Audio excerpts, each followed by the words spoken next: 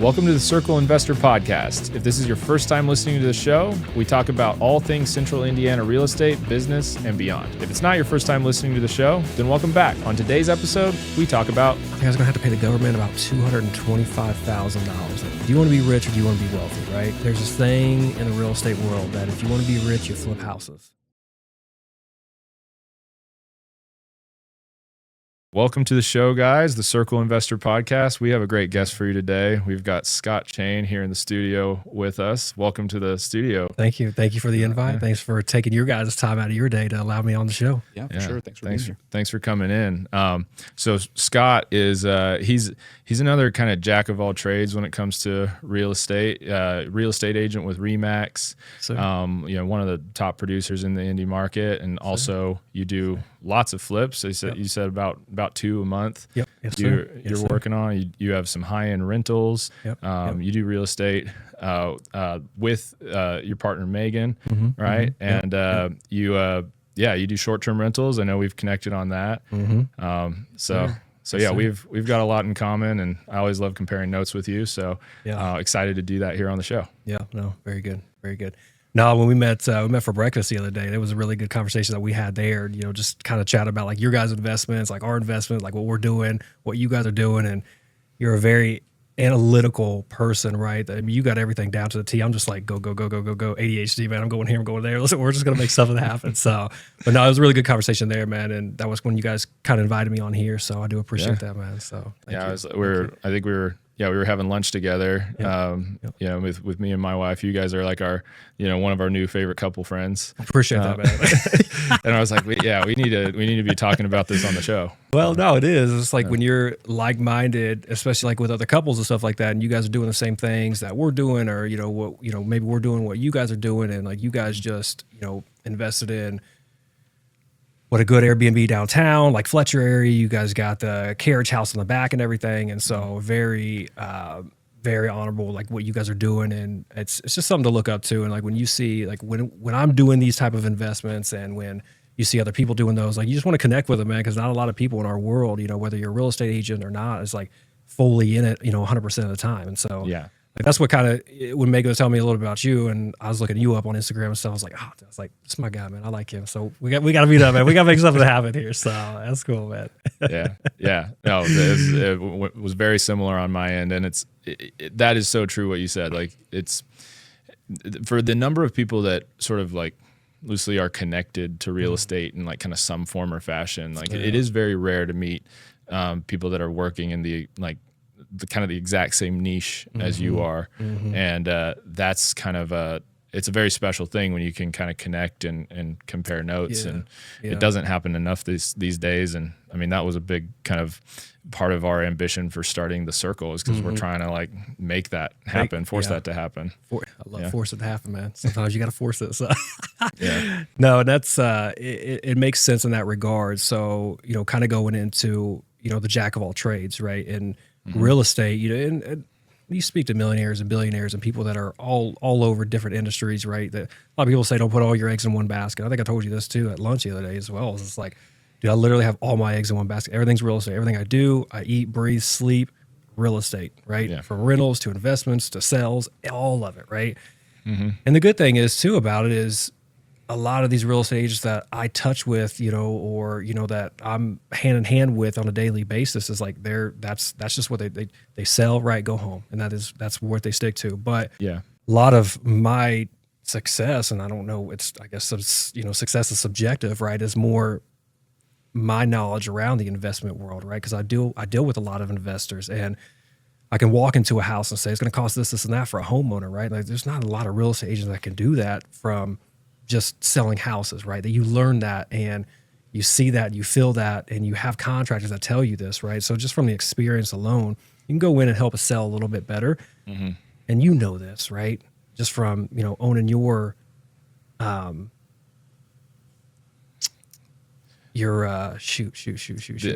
property management company, right? Oh yeah. It's like you see that and like you deal with investors on a day-to-day basis, so you can speak to those terms, and it's just easier to sell when you have that knowledge from every avenue.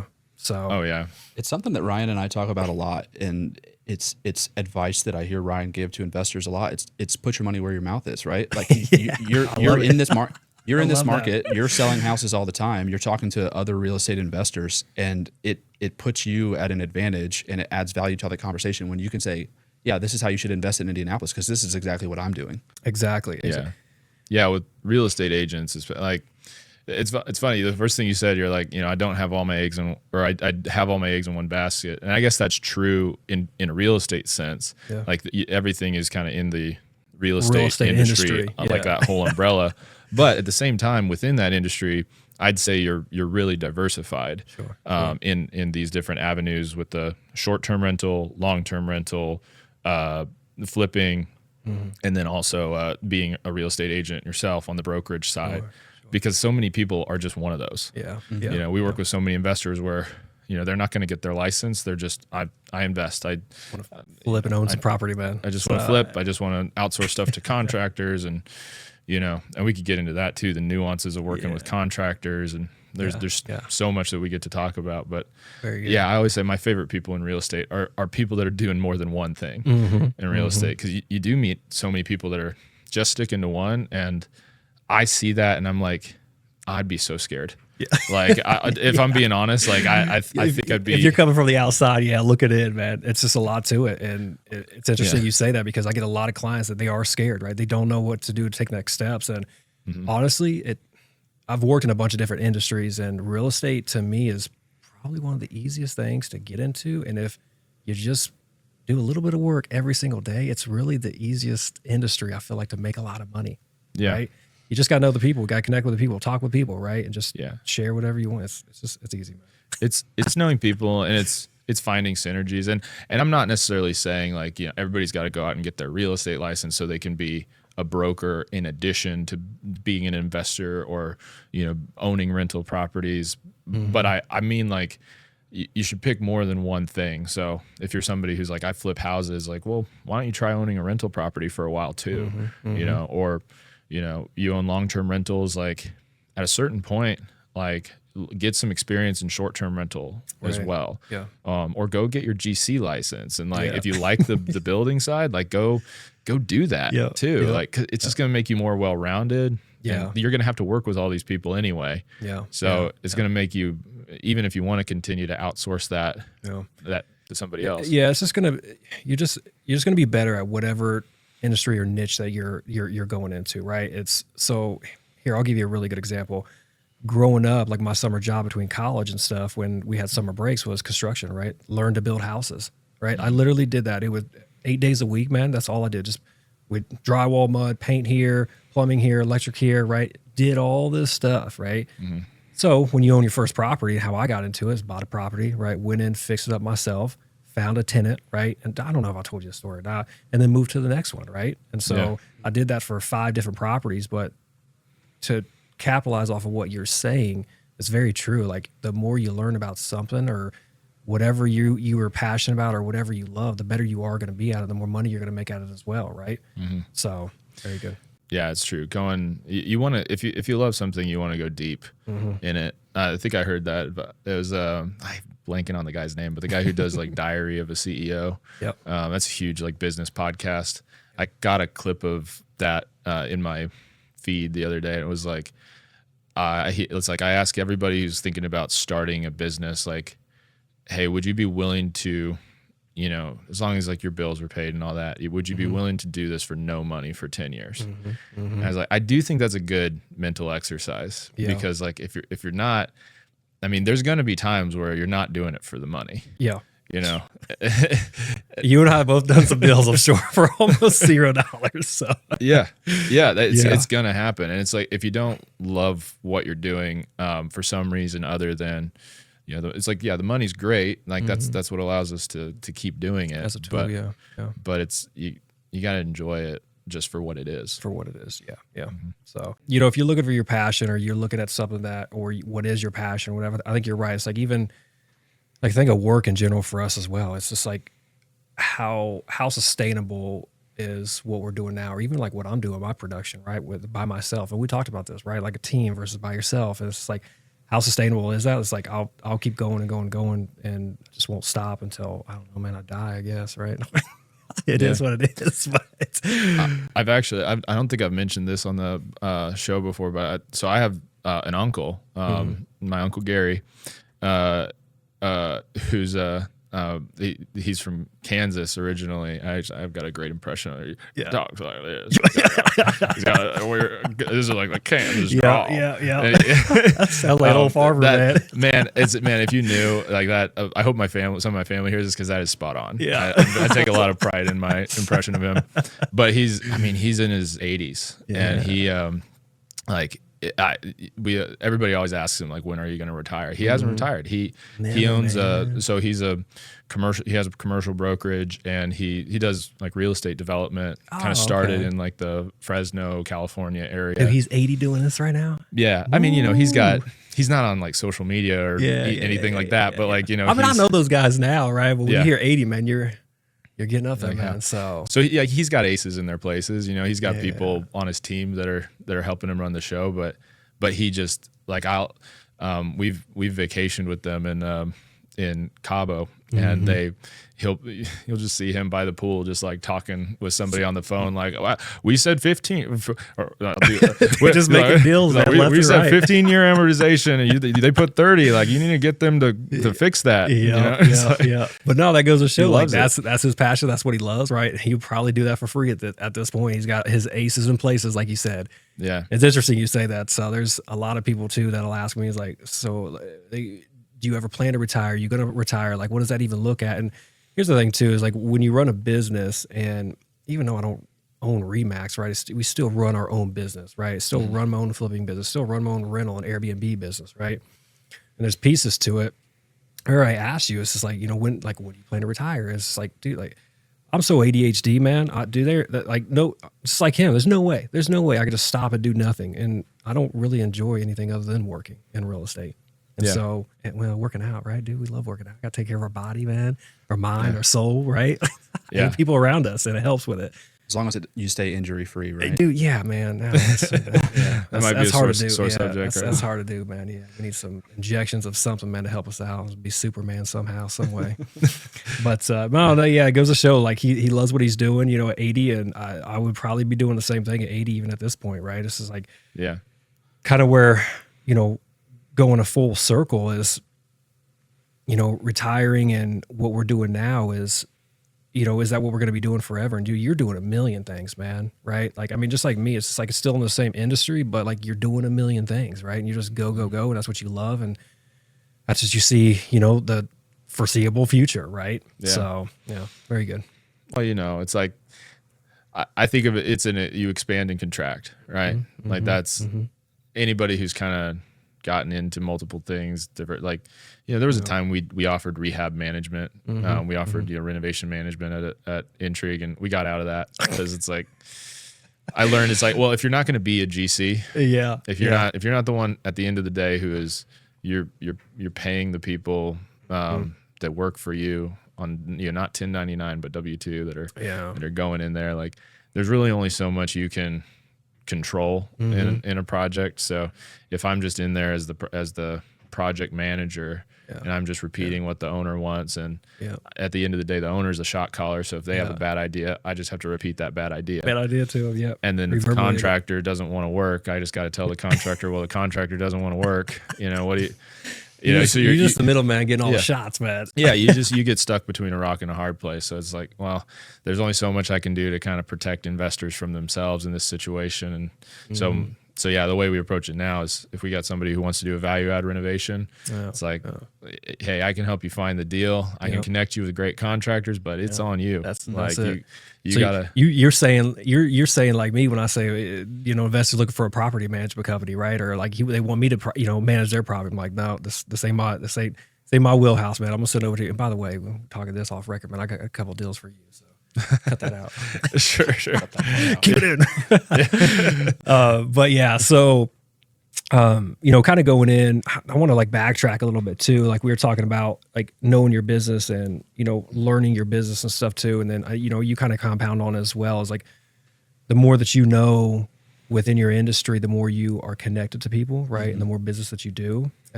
So like, for example, yesterday I got a call from a guy in California, Carlsbad, California. Yeah. San Diego area. Yeah. Really good guy, called me up. He said, "Hey man, I saw on your Google you do, and I looked you up on Facebook and stuff. I see you do a lot of flips and everything and renovations, and you got a bunch of rentals and stuff like that." And so where I'm going with this is like there's a piece to it where people see it from the outside, and he's never owned a rental property, right? He doesn't know where to start. He's like, "Man, I've got the money to invest. I don't know how to do it, right? I just need the right people in the right area to make that happen." And he could have called any other real estate agent because, dude, there's a lot of teams out there right now that have, tremendous amount of volume and yada, yada, yada. But again, there's a piece to it where he wants a rental. He wants to know where the best place to buy it, right? He doesn't even care about cash flow, right? And we talked about this too, right? He's more doing it for tax write-offs. And that's what I'm really, really big in, man. I'm not paying the government $1. $1. I ain't doing it. If I got to, I will. But I'm doing things in my business, right, to be able to avoid those taxes that I've got to pay at the end of the year, because honestly, in my opinion, it's a waste of money. But to some other people, that may be a very touchy subject to even talk about. But I could tell you right now, if I get anybody in front of me, say, "Hey, would you rather spend $100,000 on yourself, or would you rather give that $100,000 to the government?" All day, every day, they're going to say myself, man. Yeah. What can I do to spend that $100,000 on myself, right? Yeah. And that's what he's doing. He just needs something that break even, do some cost segs on, right? And talk about that, another time, or, we can get into it or whatever else. But he called me because he saw me, online, and he knew I was the guy to go to and knew what I was doing, and that filled, right? And it's very helpful. And investors it's interesting. Investors are a different mindset than your regular homeowner, right? Your regular homeowner, they've got a family, right? They're looking for their forever home. They've got very emotional attachment pieces to it, right? And it's a different conversation. There's a different feeling when you're with them, right? You take a much different approach when I'm with them versus, working with investors. Dude, a lot of these investors, man, are just like good old boys, right? Yeah. Or women, right? They're just cussing left and right. It's like, "Oh, we got to get this, or we got to do this. I say this. Like, you could just really, truly be yourself, and just kind of, it's not very businessy at all. At least investors around here, maybe California is different, man. Probably dressed to the T, man, I think you're kind of your typical profile of a real estate investor. It's super similar because you just meet people that get it and people that don't. Yeah. Like, you get people that understand that real estate has this intrinsic value. They really understand the adage, like they're not making more land, that kind of thing. And they just get that you're trying to add value. Yep. And if you can create value, you can create wealth. Yep. But did you said probably like 3 or 4 things that I'm like, I want to get into that more. And I'm like, wait, we gotta stop talking, Scott. I'm just trying to make all these mental notes. So like, we gotta come back to that. Oh yeah. No, we could open up to anything. Whatever. Dude, I think the one you just said, taxes, cost seg. Taxes. Taxes is a great thing to kind of jump into, because I do. That was one of the big things we got into when we had lunch, and I followed up with the accountant you sent me. Oh yeah. Did you talk to her like on the phone or whatever? We're doing the document exchange. We're figuring stuff out. Okay. Yeah. Okay. Yeah. So she's a little expensive, man. Dude, I mean, that's I freaking love her, and I told you how much I saved with her, man. It's crazy. A CPA that can help you actually make your dreams come true. Yeah, come up with your tax strategy, as opposed to just like, oh, well, just call me at the end of the year and send me your income statement. Yep. That's how almost every CPA I met, 95% of CPAs 100%. Are that way, where they don't want to be involved on the strategy side at all. Yep. They're just like, hey, I'm here to help you do your filings at the end of the year. Yep. When you get a strategist, that's what you want. That's the difference. I think they can be worth their weight in gold. So really appreciate that referral. Yep, no problem. But that tax thing, when it comes to, because that's something I feel like I spend a lot of my time explaining to investors that that call us, that are like, hey, I want to get into the indie market, and some of them already have that mindset, like that guy in Carlsbad that's like, hey, I don't care if it even just breaks even. Like, I want something that can help me mitigate my taxes. And something you said on the kind of the philosophical level when it comes to taxes, like I agree with you, but I think I phrase it a little bit differently when it's like I want to avoid paying taxes. I want to avoid having a tax bill. And, my thought is like, it's it's not even just, I could say that like, if I'm very strategic in my taxes and not paying taxes, I'm doing it for me. Like I am doing it for me. It helps you build wealth faster. But at the same time, like the tax code is written the way it is for a reason. So that's my big thing with people. It's like, hey, people that strategically avoid taxes, but do so the legal way according to the tax code. They work with a CPA that knows what they're doing, that says, hey, if you buy this rental property, if you do a cost segregation study, like you can, bonus depreciate all of this. The government wants you to do that. That's why it's in the tax code. So you and the government are partners. I can agree with that. That's true. Because we're still, because I still got to buy, man. I'm still stimulating the economy. So that's the thing. It's like, I always, the people that kind of have that attitude of, I just pay my taxes, and I wish, these people that are building wealth, like they should pay their fair share of taxes. Like they're doing exactly what the government wants them to do. And that's what I think people miss is like the government wants people to invest in real estate and help us homestead this nation. We're not Europe. America's still got a lot of open land. Right. And but I mean, it's also too. It's just like you don't know what you don't know, and to go off of like the front of the conversation that we had, right? Is like the more you know, right? The more people you know, the more tax gallons you know, right? The more you can do with those tools. And you're right. Like I was talking to a couple people the other day that I don't know. I asked them. I said, "Hey, how much are you paying the government this year? Because we're getting close to the deadline. For 2025, if you don't buy stuff now till December 31st, like you're screwed, right? So for me, that same tax account that I sent you, I still have to buy a $400,000 to $500,000 house before the end of the year. You got to pay cash because you can't get a loan now, right? Nope, too late. But the deals are so slim. Either way, I was talking to these people. I was like, "How much you paying the government?" Oh no, it was just this morning. "How much you paying the government?" They said about 100 and 115 this year, right? I said, "Dude, are you okay with that? Like, do you like that?" And everybody's conversation, no. I'm just like, so this is what you got to do. Like, there are steps to this process, right? Where if you're in real estate and you're okay, and it doesn't even have to be real estate, right? Like it can be whatever industry or business, but the easiest thing to penetrate and get into is you go buy a freaking rental, right? Rent it out, cost seg it, and save a ton of money at the end of the year on your taxes. So just your regular W-2 employee can do this, okay? Like you work at Salesforce. Lily. Perfect.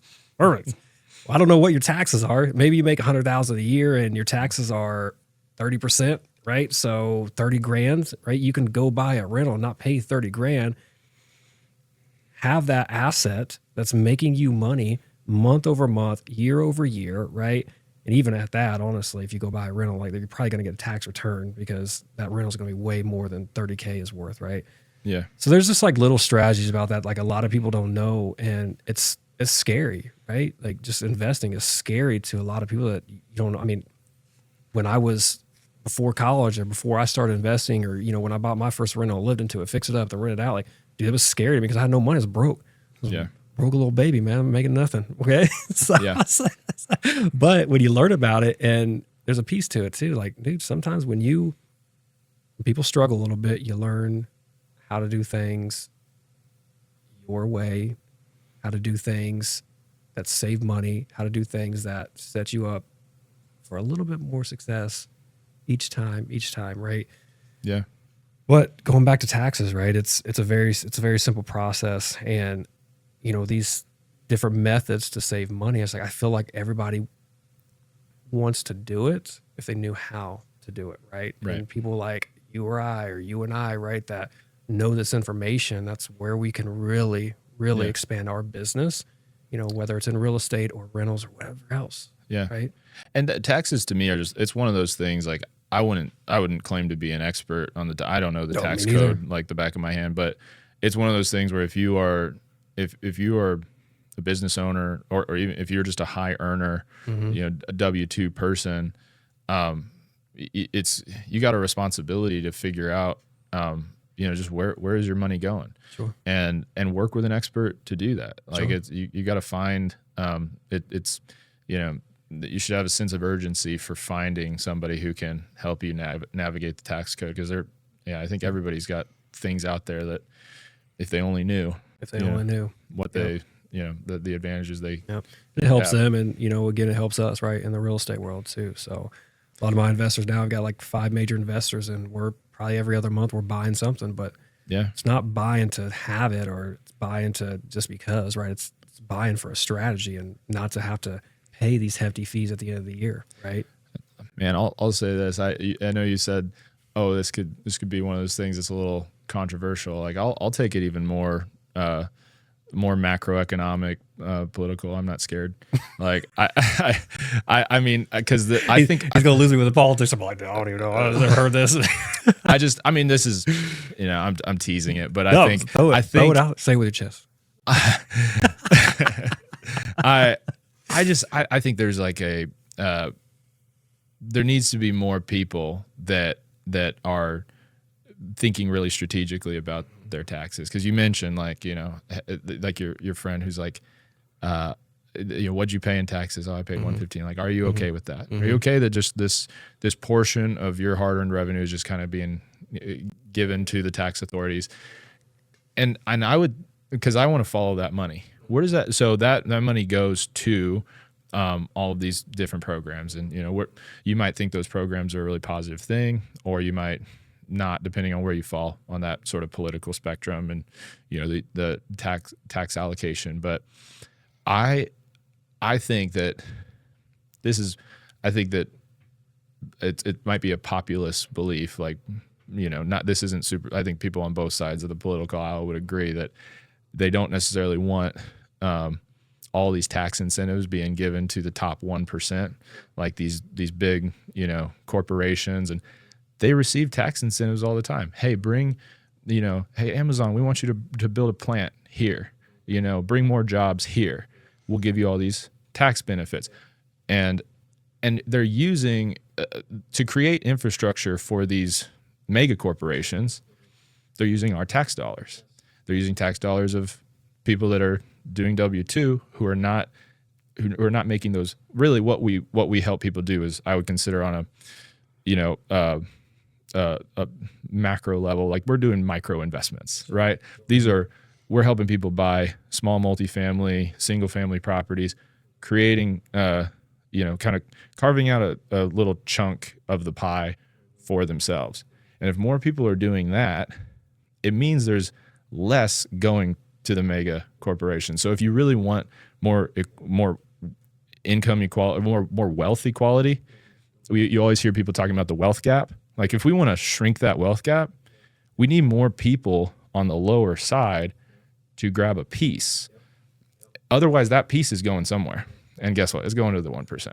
And right, and that 1%, right? They're the people with the money, the tools, right? But they invest heavily in those things because they see how much they're spending, whether it's $350K to $500 to $1 million a year they're giving to the government, right? They see that as a huge, huge loss, right? So it's interesting you say that, because like my mind was clicking. I was like, all right, when I was a W-2 employee, like I didn't even see it that much, right? They took a little bit out of taxes each paycheck. So you only see a little bit out of psychology, right? But if you saw it at the end of the year, you'd be like, absolutely not. What could that have been? Yeah, exactly. And those are, it's taking it out a little at a time. Like the average American may not be thinking in those terms of investments or get a little piece of the pie, right? Because they don't see that big hit. They just see little ones here and here, and they're okay with it, right? Because I was, right, at the time. It still sucked, right? I was like a little bit taking it from my check, my hard work, but I also changed it around too. I was like, all right, these little things add up over years and years and years, right? And so how do I change that? And I changed it, right? And so with that knowledge, I can give that now to other people, right, that are thinking about, investing, or the conversation comes up, or like, dude, I can just start a conversation at the gym and like, oh, what do you do for work and this and that, right? And that just leads down the rabbit hole to everything else, right, that comes with it. Yeah. And so I think you're right, man. If a lot of these people just took a little bit, right? I mean, less would be given to the 1%, which is okay, right? Like the 1% get enough, man. Get enough, man. Get enough. So yeah, I agree with you on that, man. So what we're saying is you should buy some more real estate, people. Okay. I can sell you a rental property. This guy over here can too. Okay. Let's make it happen. That's exactly what I was thinking as Ryan was explaining that was, let's tie this into buy some real, if you're a W-2 employee, yes, you're tired of seeing 30% of your check every year, yes, go to the government, yes, buy a rental property. Come see us. We will take care of you. I will save you all the monies and I'll teach you and I'll explain it to you to make it make sense. Ryan, you got that too? We both got to get some business out of this, okay, man? We got that. No, I think you might be the first one to like look directly down the camera. You're like, hey, it's like, where's my camera? Let's go. You know? Put the camera on me. Yeah. Put it on me. Yeah. Zoom in, please. I love it. But no, growing up, we didn't have much money. I didn't have many things at all, right? We were very frugal. I'm still frugal till today, but there's a piece that switched on with me when I started to make a little bit more money, and I had more tools at my exposure, and I had the tax accountants that could take care of me and I could talk to, right? But you know what they say about finding mentors, right? In your world or your sphere, right? It's a real thing. It's like, it could take you from, a 5-year journey down to a year and a half, right? By talking to the people that are around you that do know what you may not know and to give you that information. And I'm here for it because you start getting me in this conversation about taxes and real estate and this is that, like, I won't stop talking, right? It's like, there's just so many things that can go around it. And it's just not even about me, right? I could literally sit here with anybody else and sit here and show you how to save so much money year over year by taking your tax dollars and spending that in real estate. And that literally you're going to love me for it, right? And we're all getting paid from it at the same time. And so it's a win-win for everybody. And it's a good piece that I can get out and off my chest and help other people learn because, dude, when people learn about this stuff, there's like, dude, I can save this much money in taxes, right? Like I can do this and not have to pay the government. And then when I tell them, the money that I saved, heck, I think I told you at lunch, what was it? 2023? I think I was going to have to pay the government about $225,000. Like, just write a check, right? $225K. Here you go, government, right? And that's when I hired Sarah, right? And I ended up that year only paying the government like $47 because she set me up from a strategy standpoint of, dude, maybe I shouldn't even say Sarah. Can I do that? It's all right. There's probably a few CPAs with that name. So she set me up to buy the right properties, right? To buy the right vehicles, right? And a vehicle could be, a box truck for hauling material, whatever else. It could be, another investment strategy or vehicle in a sense of, so here's another good example, right? Yeah. Self-directed nonprofit, right? Or a self-directed IRA. Yeah, that I got set up with her too. It was like, that was another bucket that I could use to put money into and still be able to pull from that. And self-directed IRA, for a lot of people that don't know, is you basically take your own money, you put it in an account, right? And you can use that money towards your business, real estate, right? So I got 150K in this account. I could use that 150K for a down payment for a rental or for repairs, but I pay interest on that 150K into this account that is still mine, right? That I can use. Can't pull from it, right? But it's a loan to yourself, basically. Loan to yourself that you're paying yourself. Like, you're your own bank at that point. Mm-hmm. And it's a really, really good method. I use it today, right? And so as a tax strategy, and like this year, if I can't find that property that's $400 to $500K before the end of the year, then that money, I got to dip into, push money into that and like continue to use that, pay myself interest rate. That just grows over time. And you can use that for, again, anything industry related. So because what you're talking about is that's something I'm not currently doing, and I'm pretty upset about it. Because when you were talking to me about that, I was like, everybody who is an agent who invests in real estate themselves, like, should definitely be doing that. And you definitely shouldn't be putting money in just an IRA with some brokerage that they're going to put it in blue chip stocks. And because your wealth your money might grow in that a little bit. But you can't use it when it's in there. You can't use it. It's just locked in. It's locked in there till you're 65. And you're just there's no synergy there with it. Like, you can have real synergy with your real estate business if you are doing that self-directed IRA. So that's one of the things I'll be. Bro, it's amazing, man. It has bridged so many different situations for me where in real estate, a a lot of these good deals that you get, whether they're flips or rentals and stuff, and then you Burr method it, right? You've got to pay cash for them because you get the best deal. You can close in 7 days on this stuff, right? It's just the best opportunity. And so, and that self-directed IRA has allowed me to be able to make some of those moves, right? And you just pay interest rate, or you pull from another account, move money around, refinance it, right? Put the money back into. There's so many different strategies that go apart. Okay, there's so much wisdom in what you just said. What you just sort of like casually said that we need to expand on, because this is something, speaking of the Burr method, like it needs to be kind of said for the people in the back. I think so many people listening to this show, if they're representative of all of like I'd say half the prospective investors I talk to, people reaching out. I probably speak to about like one person a day who's like, hey, I'm interested in the indie market. You know, here's what I want to do. I'd say about half of those people mention the Burr method. I'd say maybe 5% of that group that mentioned the Burr method are qualified to do the Burr method. If I'm being totally honest. And so I do feel like I spend a lot of my time trying to talk people out of it. But only because of their situation. You mentioned kind of earlier, like, hey, this is a partnership. We're all aligned in this. My goal is to make you successful and make you money, because I know if you make money, I make money. You're going to want to do another deal. I get to keep doing deals with you. Like this is the kind of system we're trying to set up with people, the type of partnership. And a lot of the people I talk to, when they mention the Burr method, I'm like, if I walk you into a deal like that, I think that's going to be the last deal we do together, if I'm being honest. Just because of like, I know what your resources are. I know where you're coming at this from. And so you'll have people that approach you that's like, hey, I have 30K, I have 40K. I want to work with a hard money lender to do the Burr method. And I want to work with a contractor that you introduced me to.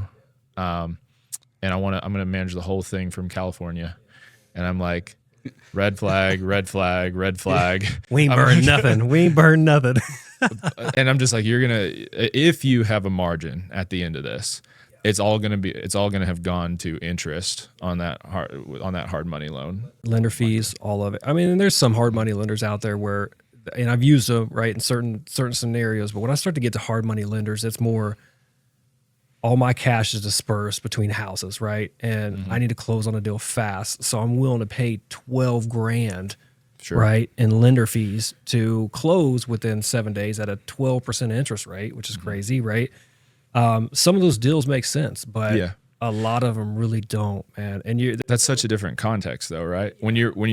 I got 5 different plates spinning and my ships are coming in. I know it's like, okay, if I need, you're basically using a hard money lender as a bridge loan at that point, where you're like, hey, just give me, you just need to get me through a couple of weeks, and that interest is totally worth it. But you're in a completely different scenario than, that person who's like, I'm looking for my first deal. Yeah. See, like the deals are out there, but in my world too, like we can go and there's a bunch of active listings on the market, right? Like we can find a family a house very, very easily, right? But when you're talking Burr method or investments, like they're so hard to find. They're not easy to find, right? And everybody wants them. Yeah. So when you find one, there's 20 other people that want them, right? And again, efficiency is key in our industry. And the quicker you are as a person, and I'm fast, man. I'm fast with that phone, right? I'm freaking out right now because my freaking watch keeps blowing up right here. I'm like, how many deals am I missing right here in this conversation? It's worth it. It's worth it. But it's speed, speed is accuracy in this business. Like the quicker you are, the more deals you're going to get. But yeah, you're right. The people that they want to do their first deal. I mean, I'm right there with you. I get the phone calls too. And I'll tell them, I said, look, if we're going to get into something like this, it needs to be cosmetic. Like we're not burning anything because we're not going to get that good of a deal, especially working with a hard money lender. I'm not saying they're not out there, right? But I'm going to spend all my time every single day looking for you a deal. It's just like, dude, you know how it is, man. You can't spend all your time on nothing. You're like the second or third person we've had on this show who's a local flipper who regularly does flips, or, and flips and burrs basically have the same spread when it comes to, your total investment cost and the margin you're trying to get.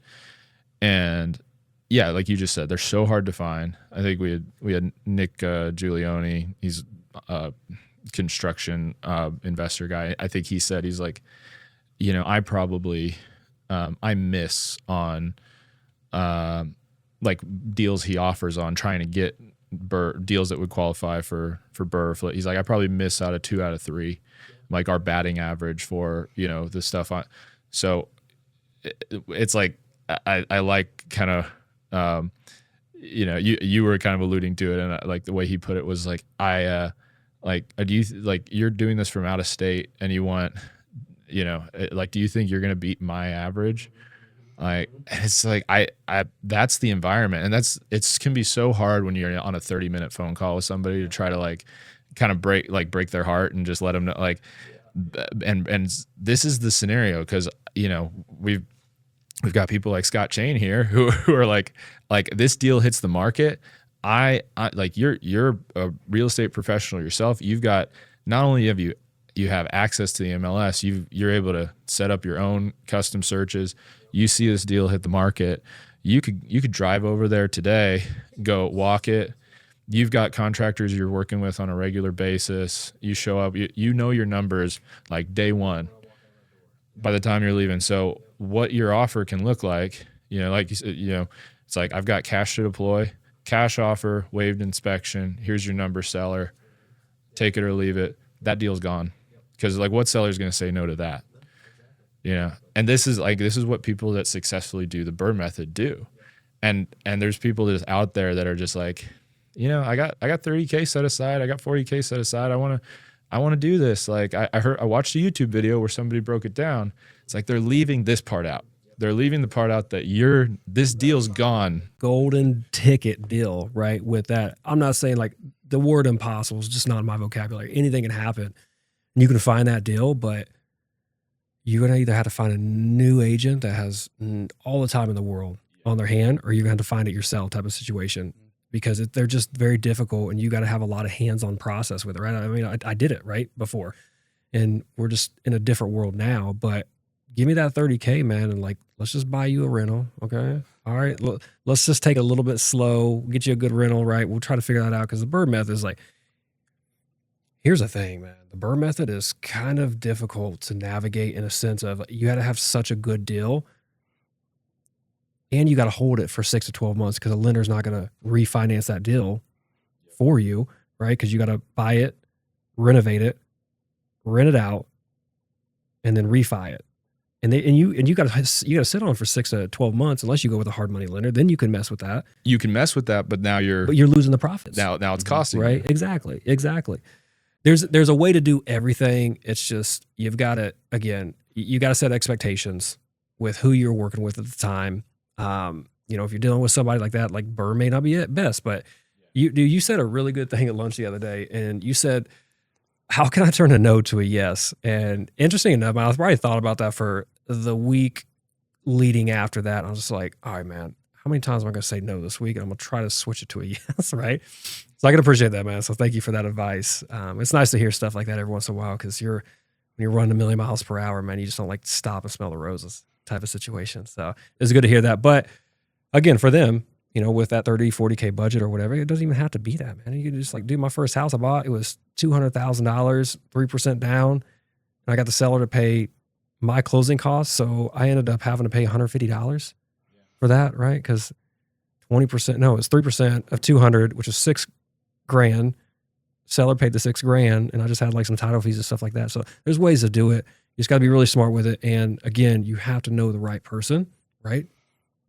Got to know the right person that has done it and can educate you on that and move you through that process. So I just helped a client buy their first rental property in Indianapolis. And it's a shotgun, 1 bedroom, 1 bath per side duplex, $115,000. One side's already leased with a tenant that's been there for 3 years, paying $750 a month. Other side needs like a $2,000 turn, but it's like ready to go. And I mean, it's like, it's going to cash flow from day one. Even if they're putting maybe $30,000 down. But I think they actually have the seller giving them some concessions too. So it's going to be less than that. So, I mean, that's the deal. That's the deal for like your first one out of the gate. You got 30, 40K. And so many people miss that, and they miss the opportunity for that. And those opportunities aren't going to be here forever. The markets change over time, and every day the market changes, man. Every week the market changes. and so I think that's my big thing with the Burr method and flipping, and like, yes, it's great, and it's really cool when you if you get the opportunity to do one day, and I hope everybody does. And we should have admiration for people like Scott that are doing them on a regular basis. But like, I think so many people miss all the good that they have obsessing over the great. Yes. That happens in real estate all the time. Yep. And it's like, you could have so much good by now. Yeah. No, you can. And that good is, by the way, is a stepping stone to great. Oh, 100%. Like that, people want to skip from I'm doing nothing and I'm completely unqualified to I want to be Alexander the Great. I want to conquer. Top tier investor, right? Like, let's go. And dude, I mean, here's the thing, man. I used to have that mindset and it got me to where I am. So have the mindset, right? But just start somewhere. I think the biggest piece is like just starting, right? Start to invest, start to put your money, where your mouth is, or just anything. I don't even care. Just start, because when you start, you'll see how easy it is. You'll see the benefits of it, and you could take that and make it something you've never, or maybe you have dreamed of, right?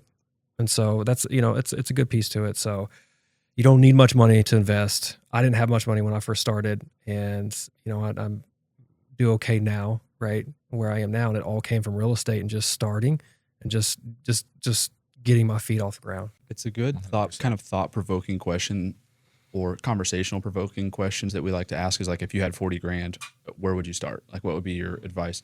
You guys have, for the listener, just listen to the last 15 minutes, because that was all like a great, well-rounded answer to that question we like to ask. But like, go a little bit further, go into the future beyond that, like, because you have STR, short-term rental experience, and long-term rental experience.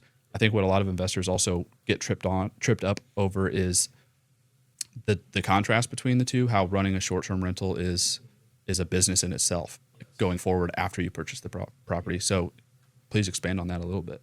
So what was the question? Just contrast STRs and LTRs, because you do both. It's really interesting, because this is stuff I'm calculating every single day in my life that come up, whether it's for me or whoever else I'm working with. I'll give you a really, really good example. I don't know if you saw on Facebook. Do you remember it was a white brick ranch house where, hey, it was me and Megan. We put on there like, oh, hey, we just bought a new Airbnb in Fishers. Yeah. Okay. Well, it's not an Airbnb anymore. It's a rental. It's a long-term rental. Okay. It's interesting enough, right? Compare and contrast. Like you are right, dude. Short-term rentals are a bear to deal with when you're in it. Yeah. You got to clean this thing on average around here. It's usually probably 2 or 3 times a week, mostly 2, right? But you're going there cleaning, and if you're doing it manually yourself instead of hiring somebody out, right, you save money, but you don't really save money at the same time, because it's still your time, okay? Yeah. So you got to look at it both ways, but you can make a hell of a lot more on short-term rentals. You can make some good money on short-term rentals, way more than you can your long-term rentals, but there's a lot more manual processes that go into it, supplies, yada, yada, yada, being there. And what people don't talk about too, like short-term rentals, is like, Megan, she runs hours, and dude, she is on the phone all the time with these clients that are staying there. Yeah. Dude, like, nobody says anything about that, right? You just throw it up like a hotel, and man, people stay, you clean it, you're done, man. She spends so much time on the phone, like answering questions, or, people are freaking out about this and that. And like, so it is a business, like what you said, man. And short-term rentals are really easy, man. You go in, so we kind of burr our short-term rentals. Short-term or long-term? Or long-term, short-term too, man. Dude, I don't buy anything updated, man. Nothing. Sure. Dude, it looks like a hole when I go into it, man. And I will fix that baby up, and it will look amazing, like it's brand new. You've seen them. But the house in Fishers that we posted, we really were going to Airbnb that out. Well, I crunched more numbers, and we're probably a month in, and markets change, right? We're seeing the Airbnb, and we use AirDNA to pull up all of our data and make calculations and stuff like that. And so every month, everything changes, right? Data changes, okay? And so from a short-term rental standpoint, it was probably a month later, we're in the project, we're about done with it. I was like, hey, Megan, come in here.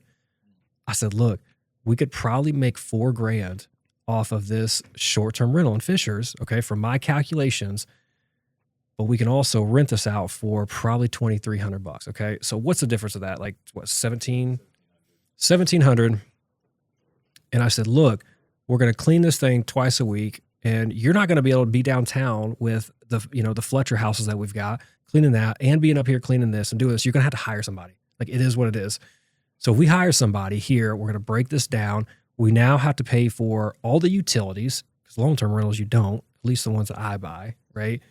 And class A and high class B areas. So you got utilities, you've got your Wi-Fi, you've got everything else that goes into it. And I said, I saw there and I said, look, we're going to make $200 a month if we hit these numbers every single month. And you're going to have to run the business, cleaning, answering these calls, right? All these different things. I said to her, I was like, is it worth $200 to you a month? She said, no. I said, then we're going to long-term rent it out. Rent it out for $2,300. If I'm losing 200, like, that's fine. Like, I don't have any stress in my life at all, right? I don't have to worry about anything. They're class A people. They're good people with good jobs. You throw them in there. You never hear from them, because guess what? I went in there and I fully updated everything. So there's never any problems. I just sit back and collect the money. I like, again, I like how someone put this on our show once. It's the when you're in the long-term rental business, you're in the kicking business. When you're in the short-term rental business, you're in the kissing business. And it's like, there's so much. Anybody who's done both knows, like, there's a lot of truth to that. And it's like, I mean, obviously, like, you with long-term rental, you want to make the space, you want that tenant to have everything promised to them in the lease, but they're, you're pretty much there to make sure that they are, abiding by the rules of the lease agreement. And, if anything breaks, that's the landlord's responsibility. You fix it. But it can be a pretty much passive investment when it's a long-term rental. When it's a short-term rental, I mean, that's your customer service. Like, Lindsay manages ours in Fletcher, and it's that thing. Like, she's telling me every day, dude, you're fighting for a 5-star review. Yeah. Well, you don't want to mess that up. No. And by the way, I think there's probably a lot of people listening to this, like, going like, well, yeah, you outsource all of it. It's like, you can, like, here's the thing though. It's like, you can outsource everything that you want, but your profit margin is slimmer and slimmer and slimmer. However, right, to the inverse of what I was saying, take that money downtown, right? And we're out in Fletcher area, so we just bought another Airbnb there. I don't know if you heard about it or whatever, but we were going to, like, if I were long-term rent that one, I could probably get $1,700 a month for this house that we're flipping right now. If you Airbnb it, I could probably get about $4,500 a month. So now at that time, the difference of cost there makes sense to Airbnb it, right? We can do that. We can afford and, make $1,200 to $1,000 a month extra, right? Like, that's worth it. That makes it worth it. The juice has to be worth the squeeze. Yeah, 100%. That's what I always said kind of early on, when, especially, I mean, a few years ago, it was really popular to start investing in short-term rentals in India. And I'd get a lot of investors asking me the question. I'd say, well, number one, I'm not buying a short-term rental if it's not in at least like a B+ area. Because if you're anything less than that, I mean, you got to realize your customer, they don't live here in Indianapolis. Their impression of where you're having them stay is their impression of you and the whole, like, so their location is super important with short-term rental. And then when you run your numbers, I always said it's got to be at least 1.5x in terms of what that gross is for the juice to be worth the squeeze. I'm saying comparing, like, whatever class it's in, A class or B class. I'm saying if you're comparing the gross revenue from your short-term rental to what I can get in long-term rental, minimum 1.5x. Because if you're talking about, hey, it's 1.2, it's like your example of $4,000 versus $2,300. It's like, well, I mean, that's right there on that borderline of, like, is this really worth it? Because if it's anything less than that, like, go long term. Like, it's not worth it. It's a lot easier too, and like, go. There's another piece to that conversation too I didn't mention, from short term and long term. I guess you could really, like, compound on both of them, and you'll learn this too from a tax standpoint. Is short term rentals are actually more tax advantageous than your short-term rentals, right? you've got a lot more that you can write off with your short-term rentals, your Airbnbs, because you got furniture you can depreciate, right? You've got materials you can depreciate. The supplies that you buy, you get to depreciate that. You can write off, Lindsay and her time that she's working. I'll do the same thing with Megan. Like, how many hours you work here? How many hours you work here? I'm going to apply a fee to it, right? Charge you for this, right? Like, these are all tax write-offs that you can do with the Airbnb that you can't with a long-term rental. And so, again, like, it's really what you want to do and focus on. They're both all good investments because of real estate, right? And that's what we want. And that's what we're here for, is to talk about real estate. And this piece of it is where I start to get really passionate about, because you also have two types of investors, right? And you see a lot of them being in the property management world. Is you've got people that call you and want you to say, hey man, I want to make this X amount of money, month over month. Like, dude, when I buy, I don't care if I make a dime on this property, because I'm buying to write that off as a tax strategy, right? I don't want to pay the government. I'm okay, because if you're making $1,000 a month, man, what is that times 12 a year? That's 12 grand a year, right? When I can buy the property and write off $47,000 on a Class A house that I own in Fishers, right? So now I just saved $47,000. You just saved 12 grand, and that was probably a 2-bed, 1-bath house that you spend $150 on. You're not going to get much depreciation from that, right? So there's just two types of investors, and I'm just more of the, I don't know, maybe it's just safer, but it's more expensive, right? Safety is expensive, right? So, I mean, and again, that just goes into everything else that we're talking about. Is you got to figure out what you want to do, what strategy you want to take, because I could probably spin to you and sell to you that either option is a good option. I just need to hear from you, know why you're doing it, and then I'll talk about the rest. That was something I really appreciated from like the last conversation we had was, and I don't think honestly, I've been guilty of not doing enough of this when I speak to a new prospective client wanting to invest in real estate. And I don't think a lot of agents that work with real estate investors do this enough. And that's interviewing them on what exactly is your financial situation, and where are you looking to take it? Because I can sort of loosely say, well, it depends on your goals, whether you're looking for better long-term appreciation or you want immediate cash flow this year. And I can kind of tell you which investment's better, but I can't really tell you exactly what is best for you unless you tell me exactly where you're at financially. Like, because that's going to tell me, okay, here's what I would do in that situation. If I'm working with X amount of resources and I'm trying to get here, I can guarantee you there's a real estate product that is a best fit for that scenario. And if you're working with an agent like Scott or I, who like do this on a regular basis, like, we can tell you what that is, but you got to tell us where you're coming from. So you mentioned that you do that with your clients, and I really that stuck with me from our conversation. I heard this once, and it stuck with me, right? And this kind of goes into what we're talking about here in this podcast and flips and rentals and stuff like that. And you've probably heard this too, right?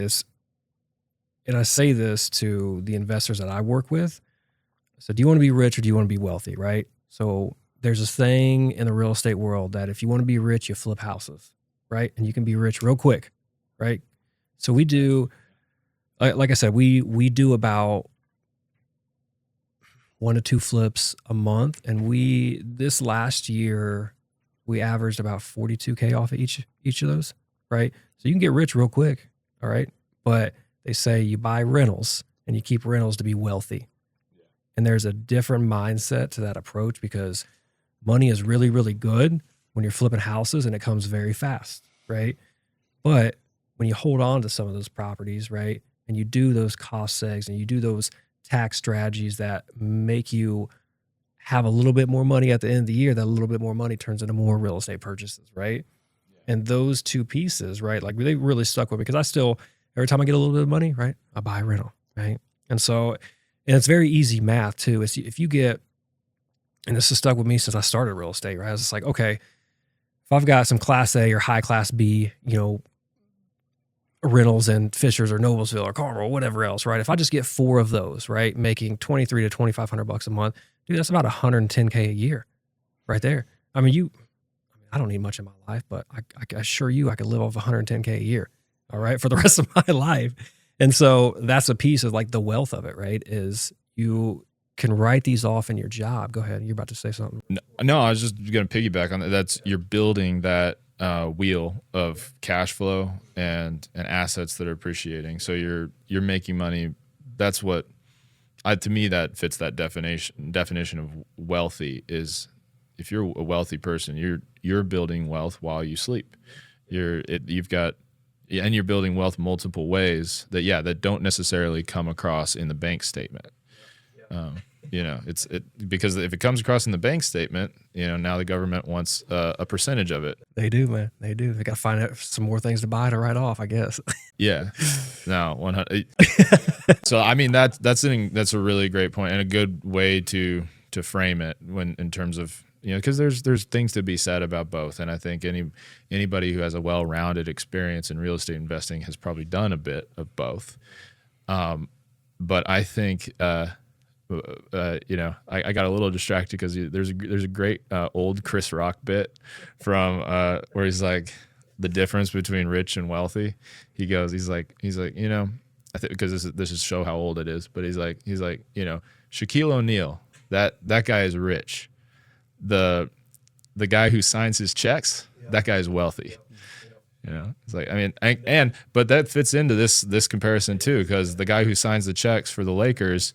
He has assets, so owning assets is what. And owning assets is exactly what makes you wealthy because you can do, especially in real estate, like it appreciates so much. So you can't really buy a bad deal if you hold on to it, right? You buy bad deals when you hurry up and either flip it or get rid of it in a year, right? It's like I could overpay for a house now, right? And it's okay, man, but if I got it for 10 years, right, and 10 years later, it's going to be worth $500,000 more, right? So it's making the mistake of that gap there, but like it goes to show like what you're saying there is just like, yeah, the guy writing the check is a wealthy guy, but the guy with the assets, right? The people that are buying the real estate, are taking those simple, small steps. Like you're not going to see it. Here's what sucks about rentals, right? You could buy a rental and I'm not really making that much money off of it. If I tell you I'm saving $47,000 in taxes a year, it's like, dude, I don't see it. I don't really see it, right?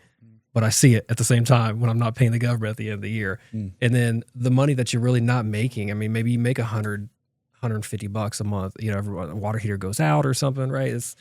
You don't really make any money on rentals. And that's where I think a lot of people, they avoid that and they kind of go the flipping route. It's not sexy enough. Yeah. You don't get to feel like a baller when you own a couple of rentals. You feel pretty broke. Yeah, it's what you feel. You do. Like, man, it's gonna be a 20-year plan here. I guess it's a retirement plan. I got to deal with it until then. But it's that iceberg analogy. Like you are building a great foundation if you've got rentals that are breaking even. As long as they're you're not like hemorrhaging. You're not having to eat a bunch of negative cash flow. Like you're sitting pretty. If you've got rentals that are break even and more. And I don't want to throw any shade to Shaquille O'Neal. I'm sure he is wealthy at this point because I'm sure since his NBA career he's invested in quite. I would be shocked if he doesn't have much more real estate than I do. What's he with? Is he trademarked with Papa John still? Is he still doing that? Papa Dough, Shaq Dough, something like that.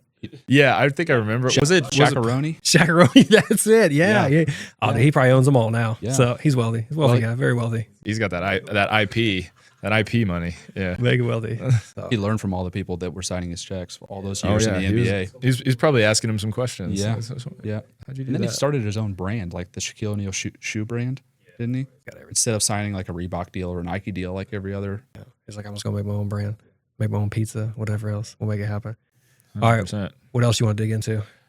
Dude, I think we need to have you back on the show because I think we could keep digging up new great topics to dive into. because we haven't really like dove deep into like some of these strategies and stuff like that. So I'll be good to come back on and maybe we can have a few different other pieces we can we'll have presented This was the 101 class. We'll do the 102 class. Yeah, because there's just a lot that goes into it, man. And I don't know, the more people see this or learn about it, right? You need to learn about it, man.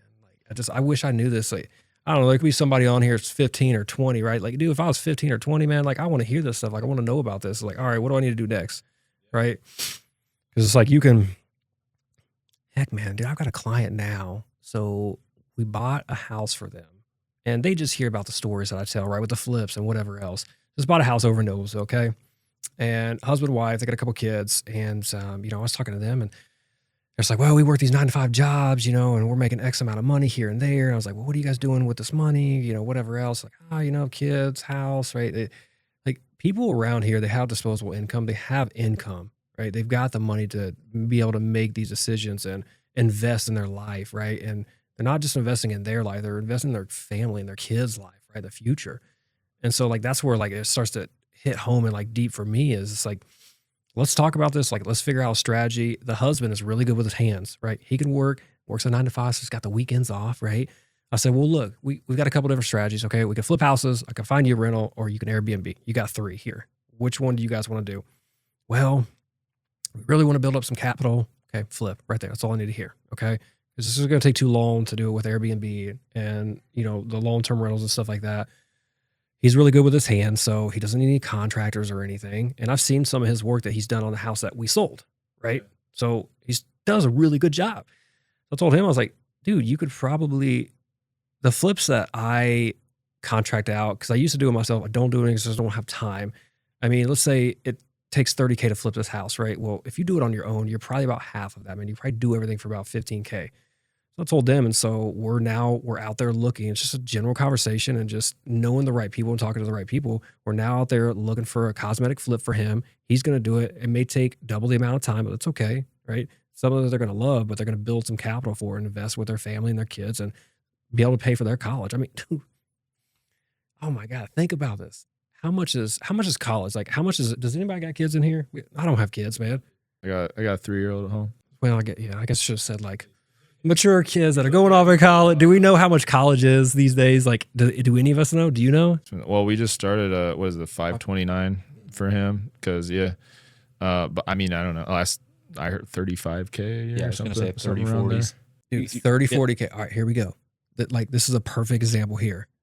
I can flip one house and pay for my kids' college education free and clear when they get out, right? One single flip, right? So why are we not doing this, right? Why are we not just putting the effort into it? Again, you're scared. Okay, people are scared. Literally, they're scared. I was scared, but just know the right people. You got the right people here in the room, guys. Contact us. We'll make it happen for you. Buy but real it's estate. I'll help you. We'll help you buy it. We'll set you up with a plan of action. But the biggest thing is like, that's so powerful when you can say, I've got my kids taken care of. I've got my kids' college already paid for. Not very many moms and dads can say that. Yeah. They really look at the average American, dude, not very many people can say that, but you can do that. And all you got to do is flip one house. Produce cash when you need it. Not to mention, the whole time you're talking about that, I'm like, I bet your kid's going to learn more than depending on what they're looking to go into. But if they're trying to get a business degree or something, like they'll learn more watching you flip that house than they're going to learn in college. They ain't going to college. I've got, I follow what society told you to do, right? Is graduate from high school, right? Go to college, go get married, have kids. I waited for that for a while. But all I did was go to school, go to more school, got my undergrad in psychology, got my master's in business, right? So I was like, all right, the more degrees that I get, the more successful I'm going to be, the more money I'm going to make, right? Now I'm doing a job you don't need none of that for, right? Yeah. And I'm going to keep that topic off of this here. People are going to start hating me, man. When I say don't go to school, right? All right. Maybe not go to school, learn. Some people do need it, right? Some people aren't very extroverted or have the mindset that entrepreneurs do and can work creative ways to get out of situations, right? And that's stuff you can't really learn at college, right? You learn that living in the ghetto and living broke and poor, right? Not all the time, right? You can learn that from your parents, but it just goes to show I'm doing a job now that I'm making way more than any college degree.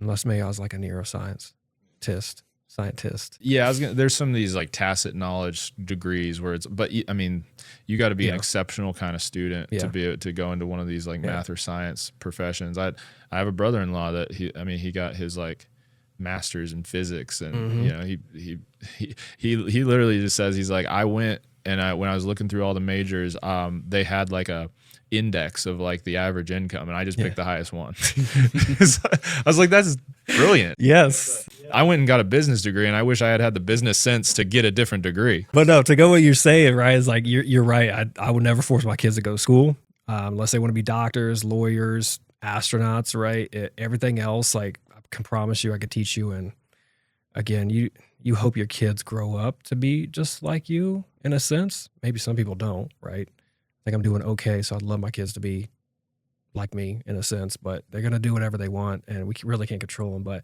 if they love what I do and they see that I love what I do, you're right, man. I'm going to teach them everything I know, everything. So they're going to know it all, man. They're going to grind, or I'm going to spank their butt, man. I'm like, teach them to buy real estate instead of Bitcoin, right? Yes. I'm like, we ain't buying candy, no PlayStations. We ain't doing no. All right, I'll get you a phone. Yeah. You need a phone to make some sales calls. Okay, we could do that. Yeah. No, that's. I mean, yeah, my proudest moments of being a dad this past year were like, you know, bringing the kid along to do, you know, we're furnishing the Airbnb. We got a turnover to do. Like, it's like. But imagine how many kids don't see that, right? That don't get that practical implications of life, right? Or, you know, that piece from their parents, you know. Well, for me, it's like, dude, I've worked out since I've been 16, but I learned that growing up because, like, my parents worked out, right? And I saw that growing up. And so, like, that's all you know. So, and again, I ain't got kids, so I'm never going to be talking as a parent, but I could see what I grew up and how I was conditioned. But your kids only know what you know because they're around you. That's it. You've got to have that mentorship in your life. And yeah, if you don't have a parent that's giving it to you, then you need to find somebody who's gonna. We'll title this episode "What Your Dad Didn't Teach You About Real Estate." Love it. That might kick off, man. That might be good. Hey, on that note, we'll wrap it up for time. But man, this was a banger of an episode. So thank you for coming on. Thank you for bringing so much knowledge and insight. And we definitely need to have you back sometime. Come next time. If you enjoyed the episode, please leave us a 5-star review on Spotify and like the episode and subscribe to our channel on YouTube. That really helps us out. If you think someone that you know could benefit from hearing the things that we talked about on today's episode, please share it with them. You can check out our full library of episodes wherever you get your podcasts. And if you have any suggestions for the show, like who we should interview or a topic we should discuss, please email us at circleinvestorpod@gmail.com. That's it for today, but join us right back here next week for another episode of the Circle Investor Podcast.